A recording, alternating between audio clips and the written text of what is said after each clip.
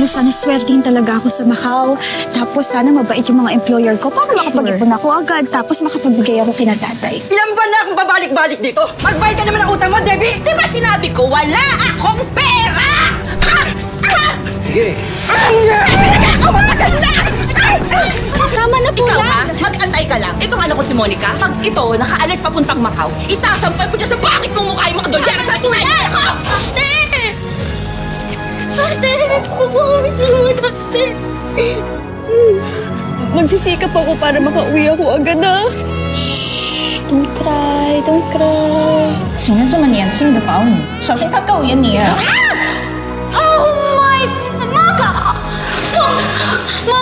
Ma'am, sorry, ma'am. Please don't send me to the police, ma'am, please. Anong ginagawa mo dyan? Tumayo ka nga! Ano ka ba? Pinay po kayo, ma'am. Yes! Hanggang kailan ka ba titigil dito sa palagay mo? Hindi ko po din alam eh, pero siguro hanggat kaya po ng puso at sikmura ko.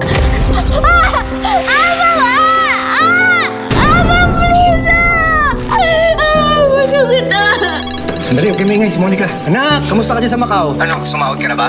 Baka naman pwedeng magpadala ka ng 1,000. Tay naman, alam niyo naman po na madami pa rin po akong utang sa agency. Kapal naman ang mukha mo kung makapagsalita ka sa tatay mo, wala kang respeto. Gusto mo, gulpihin ko yung mga kapatid mo sa harap mo?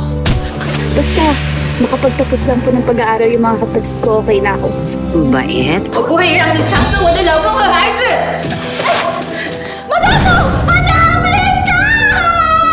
Alam mo, bata ka pa. Magpursige ka dito. At hindi mo naman kasi responsibilidad na baguhin ang mga taong ayaw magbago. Pinagtataguan mo ba kami, ha? Baka nakakalimutan mo. Kami pa rin ang mga magulang mo. Nagpapadala pa rin naman po ako ah. Didn't I tell you not to use your phone during work hours? Give me that phone! Please, ma'am! Alam niyo po, lagi po akong kinakabahan tuwing tumutunog yung cellphone ko eh. Kasi iniisip ko, ano na naman kaya yung pagkakagastusan ko? Ay nako, doon ako nagdesisyon na mag-domestic helper dito sa Macau. Swerte dahil mababait yung amo ko. I never liked you! Madam, please! Madam, please, don't!